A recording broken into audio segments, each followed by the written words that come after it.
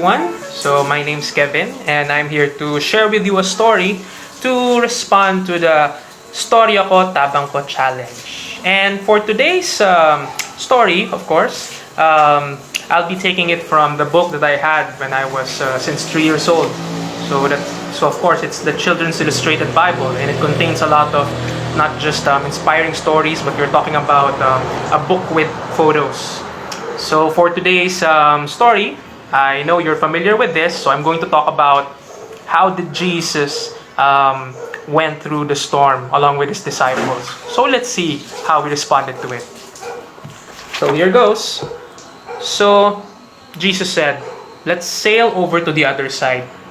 So they had been anxious for him and wanted him to be able to rest because he came from a long journey and a lot of work that they had done during that time.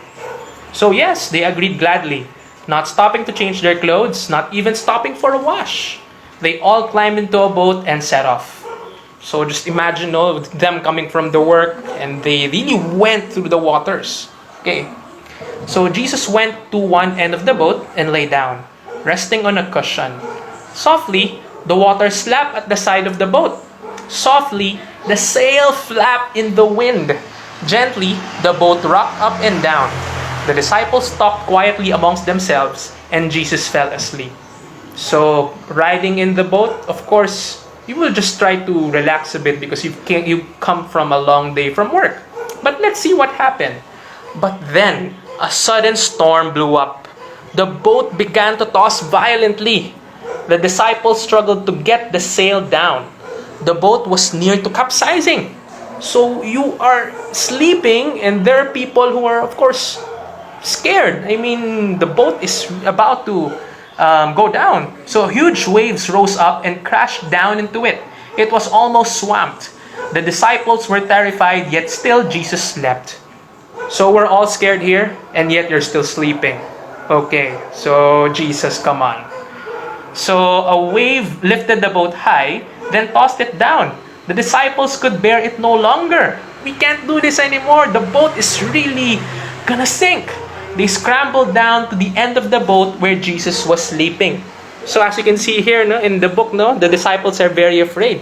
But let's see how Jesus responded. "Master, Master," their voices could hardly be heard above the noise of the wind and waves. They touched him on the shoulder.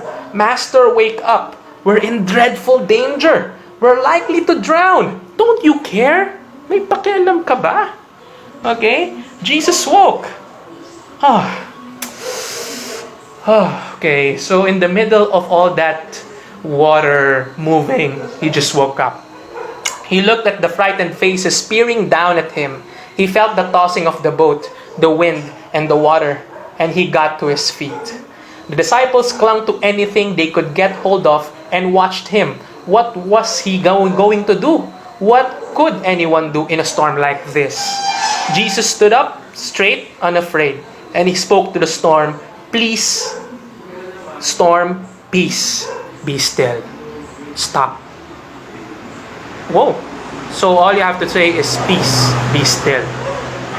And then, immediately, the wind died down. The waves sank back. The water was calm and smooth. Jesus turned to look at his disciples. "Why were you afraid? Didn't you know you were safe while I was here?" So today, we are experiencing a lot of storms in life, and we know that, of course, we will be afraid. Yes, we'll be afraid. We hear a lot from the news. But what this story is telling us is, let's not be afraid, because Jesus will calm the wind down. And of course, this particular story really inspires us to just trust in the Lord, give Him the faith. So for those who are watching this right now, if you have so other than the story, please do donate funds, so that of course the challenge is, as we share stories, you can actually also donate. So for every donation that you can give, we will be able to feed children, who at this time, in need not just of comfort, but also in need of support when it comes to their daily food intake. Okay? So, thank you very much.